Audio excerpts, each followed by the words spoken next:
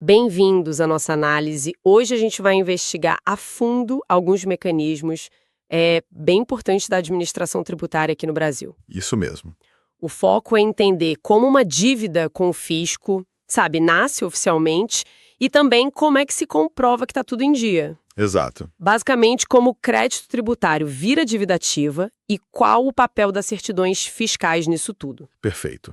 Nossa base para essa conversa são os artigos 201 a 208 do Código Tributário Nacional, o CTN. A fonte principal. E a nossa missão aqui é desvendar esses artigos, entender direitinho o processo de inscrição na dívida ativa, os requisitos, o que precisa ter e o significado prático das certidões. Ok, vamos mergulhar nisso. Vamos lá. E olha, esses artigos são cruciais mesmo. Eles definem, assim, a estrutura de como o Estado vai formalizar e cobrar os créditos dele. Uhum. E, por outro lado, como o cidadão, a empresa, enfim, como eles podem provar que estão regulares, né? Sim. São a ponte, a engrenagem que conecta a existência de um débito com a cobrança ou, o contrário, com a prova de que não tem pendência. E isso afeta todo mundo, né? Direto. Muito. Impacto direto e constante no dia a dia, seja para, conseguir um financiamento, participar de licitação, até para vender um imóvel, muitas vezes. É fundamental. Com certeza. Então vamos começar pelo começo, né? Artigo 201, ele basicamente diz quando a coisa fica séria. O que exatamente transforma um crédito tributário comum em dívida ativa tributária? Qual é o gatilho? Ótima pergunta. O 201 ele define que a dívida ativa tributária ela surge daquele crédito que não foi pago no prazo, né? Ou o prazo da lei ou depois de uma decisão final num processo administrativo judicial. Ok. O ponto de virada, o gatilho que você mencionou, é o vencimento sem o pagamento, claro, mas, e isso é chave, somado a um ato formal, a regular inscrição. Ah, inscrição. Isso, feita pela autoridade administrativa, pela repartição competente. Sem essa inscrição formal, tecnicamente não existe dívida ativa. É só um crédito pendente, sabe? Entendi. A inscrição é que dá essa natureza específica para o débito, que prepara ele para uma cobrança mais, digamos, assertiva. E tem o detalhe no parágrafo único desse artigo 201 que eu acho interessante. Diz que a fluência de juros de mora não exclui a liquidez do crédito. Isso só é técnico, mas qual a importância prática disso? Porque, afinal, o valor está aumentando com os juros, né? Exato, parece um contrassenso, né? Mas é uma proteção importante para a fazenda. Liquidez, nesse contexto, significa que o valor principal da dívida, a base, é certo, é determinado. Certo. O parágrafo único está dizendo, olha, mesmo que os juros continuem correndo, aumentando o bolo total, o valor principal é líquido. Se não fosse assim, alguém poderia argumentar, enquanto os juros não pararem, o crédito é ilíquido, não pode inscrever em dívida ativa, não pode executar. Ah, seria uma brecha. Justamente.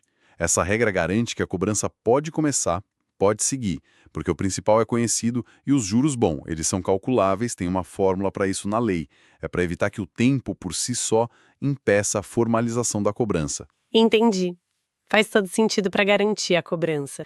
Isso meio que prepara o campo para o artigo 202, que aí entra nos detalhes do termo de inscrição e da famosa certidão de dívida ativa, CDA. Aqui a lei parece ser bem chatinha com a forma, né? Quais são esses requisitos que tem que estar no termo de inscrição? Sim, o 202 é um checklist bem rigoroso. E tem motivo para isso, né? Ele define o que valida a cobrança. O termo de inscrição, que é aquele registro interno lá na fazenda, ele precisa ter, obrigatoriamente, primeiro, o nome do devedor, claro, e dos corresponsáveis, se tiver, com o endereço e tudo mais. Ok. Segundo, a quantia devida, o valor exato e como juros e outros encargos foram calculados. Tem que estar claro o cálculo. Transparência total. Exato. Terceiro, a origem e a natureza do crédito, ou seja, qual tributo é, qual lei que criou ele. Quarto, a data e o número da inscrição no registro de dívida ativa. E quinto, que é muito importante, o número do processo administrativo ou do auto de infração que deu origem àquilo, se for o caso, né? Uau, é bem detalhado mesmo. E o parágrafo único desse 202 fala da certidão de dívida ativa, a CDA. Ela parece ser, A versão para fora daquele registro interno, o termo. Qual a relação entre os dois e para que serve a CDA exatamente? Exatamente essa ideia. O termo de inscrição é o ato administrativo interno, lá nos arquivos da Fazenda, que formaliza o débito. A CDA, a certidão de dívida ativa, é o documento que eles emitem com base nesse termo. Aham. Ela vai ter todos aqueles requisitos obrigatórios que a gente falou do termo e ainda vai indicar o livro e a folha onde foi feita a inscrição. A grande função da CDA é ser o título executivo extrajudicial. Título executivo. O que isso significa na prática? Significa que é com base nela, nesse papel, que a Fazenda Pública pode ir à Justiça e pedir a execução fiscal, ou seja, começar a cobrança judicial forçada do débito. Todo esse rigor formal do artigo 202, no fundo, é também uma garantia para o contribuinte, né? Para ter certeza que a cobrança está baseada em informações claras, completas sobre a dívida. Entendi. Garante que não é uma cobrança no escuro. E essa exigência toda de formalidade leva a gente direto para o artigo 203. O que acontece se faltar um desses requisitos do 202 ou se tiver algum erro na inscrição ou na CDA? A cobrança toda vai por água abaixo? Olha, o artigo 203 traz uma consequência bem séria, sim. A omissão ou o erro em qualquer um daqueles requisitos essenciais do 202 causa nulidade da inscrição e, por consequência, do processo de cobrança que se baseia nela. Nulidade, ok. Isso protege o contribuinte de cobranças com base em informações erradas, incompletas, mas a lei dá uma chance para a Fazenda. Essa nulidade pode ser corrigida. Pode ser sanada, como diz a lei, até a decisão do juiz de primeira instância no processo judicial. Como assim sanada? Eles podem consertar depois? Podem. Isso é feito substituindo a CDA original, aquela com defeito, por uma nova corrigida. Ah, interessante. E essa troca da certidão no meio do processo significa que continua tudo igual, só que com o papel certo? Como fica a defesa do devedor nesse caso? Ele perde as chances de reclamar? Não, não perde. A substituição da CDA tem um efeito importante no processo. Ela reabre o prazo para o devedor se defender. Por exemplo, apresentar os embargos à execução fiscal. Ah, bom. E discutir tudo de novo do zero se a correção foi só num ponto específico, entende? Entendi. É para discutir o que mudou. Exato. Busca o equilíbrio. Garante o direito de defesa sobre a correção que a Fazenda fez, mas evita que um erro formal simples permita reabrir discussões que já tinham passado ou que não tem nada a ver com a mudança. É para dar eficiência para o processo também. Faz sentido. Evita a protelação, mas garante a defesa no ponto corrigido. Agora, vamos para o artigo 204. Ele fala da força que a dívida ganha depois de ser regularmente inscrita. Parece que dá um status especial para esse crédito, né? Um poder maior. Dá sim. E um poder bem grande. O artigo 204 diz que a dívida que foi inscrita direitinho, seguindo as regras, ela goza de presunção de certeza e liquidez, e tem o efeito de prova pré-constituída. Vamos traduzir isso. Presunção de certeza e liquidez e prova pré-constituída. Vamos lá. Presunção de certeza e liquidez significa que, a princípio, se presume que a dívida realmente existe, certeza, e que o valor que está sendo cobrado está correto, liquidez. Isso até que alguém prove o contrário. Ok. E prova pré-constituída quer dizer que a própria CDA já serve como prova inicial suficiente para a Fazenda começar a cobrança na Justiça. Ela não precisa, logo de cara, juntar toda a papelada do processo administrativo que deu origem ao débito. Nossa, isso facilita muito para a Fazenda, né? Muito. E o efeito prático mais importante é que isso inverte o ônus da prova. O ônus da prova? É. Normalmente, quem acusa tem que provar. Aqui, com a CDA, presume-se que a Fazenda está certa. Cabe ao devedor, ao contribuinte, a tarefa de provar que a dívida não existe, ou que o valor está errado, ou que tem algum outro problema. Essa inversão do ônus da prova é realmente um ponto forte para o fisco. Mas essa presunção de que a CDA está certinha, ela é absoluta? É inquestionável? O parágrafo único parece dizer que não. Exatamente, não é absoluta. O parágrafo único do 204 é bem claro. Essa presunção é relativa, ou, no jargão jurídico, Juris tantum. Juris tantum. Isso significa apenas de direito, ou seja, vale até que se prove o contrário. Ela pode ser ilidida, uma palavra chique para dizer derrubada, desmentida. Mas, atenção, exige prova inequívoca em contrário. Prova inequívoca. Tem que ser forte, então. Tem que ser robusta, clara, sem deixar dúvida. E quem tem que apresentar essa prova é o devedor ou algum terceiro que tem interesse nisso. Então, resumindo, a CDA facilita muito o começo da cobrança para a Fazenda, mas não é um cheque em branco. O contribuinte pode e deve questionar se tiver base para isso, mas o trabalho de provar o erro é dele. É uma ferramenta de eficiência, né, considerando o volume de créditos que o Estado tem para cobrar, mas não elimina o direito de defesa. Perfeito, ficou bem claro o poder dessa inscrição e da CDA. Agora, mudando um pouco a chavinha, vamos para outra ponta. Como é que o contribuinte prova que ele está em dia? Aí a gente entra nas certidões, né? Começando pelo artigo 205, que fala da certidão negativa de débitos, a famosa CND. O que a lei diz sobre ela? Isso. A CND é o nada consta fiscal. O artigo 205 estabelece que a lei pode exigir que se apresente a CND para comprovar que quitou os tributos para poder fazer certas coisas. Que tipo de coisas? Exemplos clássicos. Contratar com o governo, receber algum benefício fiscal, às vezes até para registrar a venda de um imóvel, dependendo da situação. A certidão é fornecida pela repartição fiscal, claro, mas precisa pedir. O interessado faz um requerimento. E o que precisa ter nesse pedido? Informações básicas para identificar quem está pedindo, né? Pessoa física ou jurídica, endereço, qual atividade e qual período quer comprovar. Coisas para eles poderem buscar no sistema se tem alguma pendência ou não. E tem prazo para eles darem essa certidão? A gente sabe que na vida real, às vezes a gente precisa disso para ontem e a demora pode atrapalhar tudo. Tem prazo sim, a lei pensou nisso. O parágrafo único do artigo 205 coloca um prazo de 10 dias. 10 dias? 10 dias para eles expedirem a certidão negativa, contados da data em que o pedido foi feito, protocolado direitinho. Esse prazo é uma garantia para o contribuinte, para evitar que a burocracia, a demora, prejudique ele sem motivo. Claro que na prática... Na prática, a gente sabe que nem sempre funciona assim, né? Pois é, a realidade administrativa às vezes complica, mas o prazo legal é esse. É a referência e o contribuinte pode cobrar com base nele. É uma garantia importante, sem dúvida. Agora a gente chega numa figura que, nossa, gera muita dúvida, mas é super importante na prática.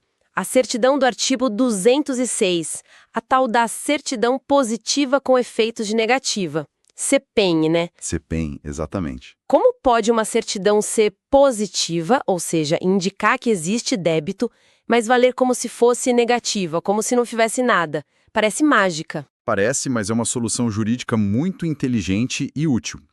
O artigo 206 reconhece que tem situações onde, olha, o contribuinte até tem débitos fiscais no nome dele, mas não seria justo ou não seria razoável impedir ele de ter a certidão de regularidade fiscal. E quais são essas situações? Basicamente, a CPEN tem os mesmos efeitos práticos que a CND, a negativa. Isso acontece em 3 casos principais. Primeiro, se os créditos que existem ainda não venceram.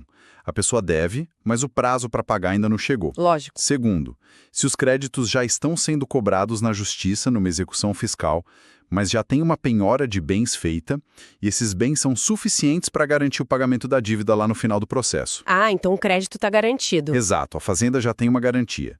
E terceiro, a hipótese talvez mais comum é se a exigibilidade dos créditos estiver suspensa. Suspensa. Me dá exemplos comuns disso. Isso tem a ver com outras partes do CTN, imagino? Tem tudo a ver. Conecta direto com o artigo 151 do CTN, que lista as causas de suspensão da exigibilidade. As mais frequentes que a gente vê por aí são o parcelamento do débito, enquanto a pessoa está pagando as parcelas em dia, claro. Certo, o famoso refis, por exemplo. Isso. Outro caso, o depósito judicial do valor total da dívida que está sendo discutida. A pessoa entra na justiça, questiona o débito e deposita o valor em juízo para garantir. Ok. Também quando consegue uma liminar no mandado de segurança ou uma tutela antecipada numa outra ação, questionando aquele débito específico. A justiça manda suspender a cobrança enquanto decide. Uhum. E, por fim, quando tem reclamações ou recursos administrativos que a própria lei diz que tem efeito suspensivo. Nesses casos todos, a dívida existe no papel, mas a cobrança está parada, está suspensa temporariamente. Por isso faz sentido dar a certidão com efeito de negativa. E o impacto prático disso, né? É gigante. Permite que empresas, pessoas físicas, continuem a vida. Continuem operando, participando de licitações, pegando crédito, mesmo enquanto estão discutindo uma dívida com o fisco ou pagando ela parceladamente. É um respiro, né? É um respiro fundamental. É um instrumento que tenta equilibrar a necessidade do Estado de arrecadar com a necessidade de manter a economia girando e de proteger o direito do contribuinte que está tentando se regularizar ou que acredita que a cobrança é indevida. Realmente, uma ferramenta de equilíbrio muito importante. Seguindo aqui na nossa análise, o artigo 207 traz uma situação ainda mais excepcional: a possibilidade de dispensar a prova de quitação de tributos, mesmo sem ter nem a CND nem a CPM. Quando isso pode acontecer? Parece até meio perigoso, né? Uma brecha. É uma situação bem rara mesmo e muito específica. O 207 permite essa dispensa só quando a pessoa precisa praticar um ato que é indispensável para evitar a caducidade de direito. Caducidade de direito. O que é isso? Caducidade é a perda de um direito. Uma perda definitiva só porque o tempo passou e a pessoa não fez o que tinha que fazer para manter aquele direito vivo. Imagina, por exemplo, que alguém precisa registrar um contrato ou um testamento urgente, e o prazo final está ali, batendo na porta, e por algum motivo é impossível conseguir a certidão naquele exato momento. A lei permite fazer o ato para salvar o direito. Mas... Tem um mas, né? Sempre tem. Não é sem consequências. Entendi a urgência. Mas se o ato é feito sem a prova de que os impostos estão pagos, quem é que paga a conta depois? Quem responde pelo tributo que talvez esteja ligado àquele ato? Aí que está a contrapartida dessa exceção. O artigo 207 coloca uma responsabilidade solidária bem pesada. Ele diz que, nesse caso de dispensa para evitar a caducidade, todos que participarem do ato... Todos. Todos. Por exemplo, as partes do contrato, o tabelião que fez a escritura, todo mundo responde junto solidariamente pelo pagamento do tributo que for devido, mais juros e multas. A única coisa que escapa são as multas muito pessoais, que só o infrator direto pode receber. Nossa! Ou seja, a lei permite o ato urgente para salvar o direito, mas cria uma rede de segurança para a Fazenda, fazendo todo mundo envolvido virar garantidor do débito. É uma solução drástica para uma situação drástica. Pegou pesado. Para a gente fechar essa análise, artigo por artigo, chegamos no 208. Ele trata da responsabilidade pela emissão das certidões. O que acontece se um funcionário público emite uma certidão negativa, mas faz isso com erro, ou de propósito, com dolo, ou com fraude, e acaba prejudicando o fisco? Aí a consequência é séria para o funcionário. O artigo 208 estabelece uma responsabilidade pessoal e direta dele. Se a certidão negativa for emitida com dolo, intenção ou fraude, ou mesmo por um erro que cause prejuízo para a Fazenda, tipo dizer que não tem débito quando na verdade tem e é exigível, o servidor que expediu a certidão responde pessoalmente. Pessoalmente como? Com o patrimônio dele mesmo. Ele responde pelo pagamento do crédito tributário e dos juros de mora. É uma responsabilização financeira direta, no bolso do agente público que agiu de forma irregular. Uau, essa responsabilidade financeira pessoal já é bem forte. Mas o parágrafo único do 208 ainda coloca mais coisa em cima, né? Coloca, e reforça a gravidade do assunto. O parágrafo único deixa claro que essa responsabilidade financeira pessoal do funcionário não tira outras duas responsabilidades. A criminal, se a conduta dele for crime, tipo falsidade ideológica, prevaricação, algo assim. Certo. E a funcional, que é a responsabilidade administrativa dentro do serviço público. Ele fica sujeito a punições disciplinares, que podem ir desde uma simples advertência até a demissão. Entendi. É um mecanismo bem forte de controle, né? Para tentar garantir que essas certidões que são tão importantes para todo mundo sejam emitidas corretamente, com integridade. Excelente.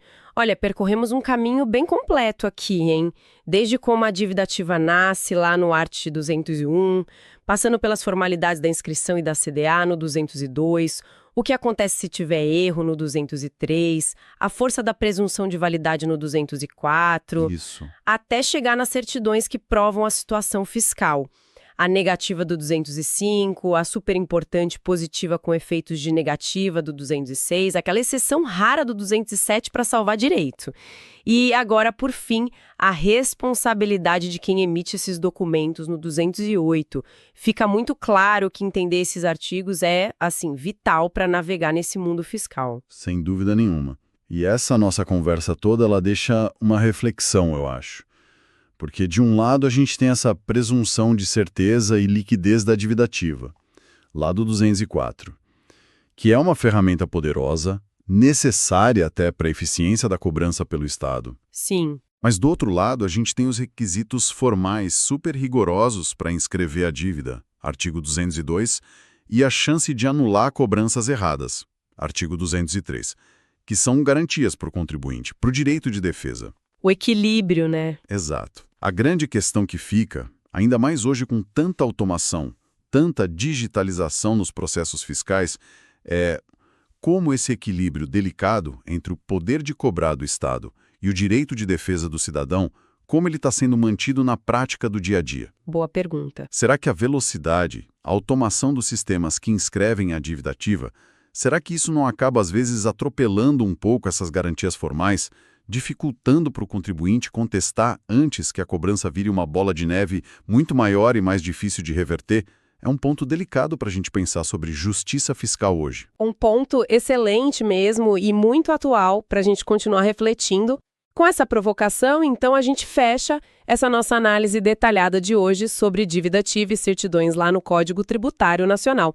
Agradecemos muito a companhia de todos nesta exploração e esperamos reencontrá-los em breve. Até a próxima!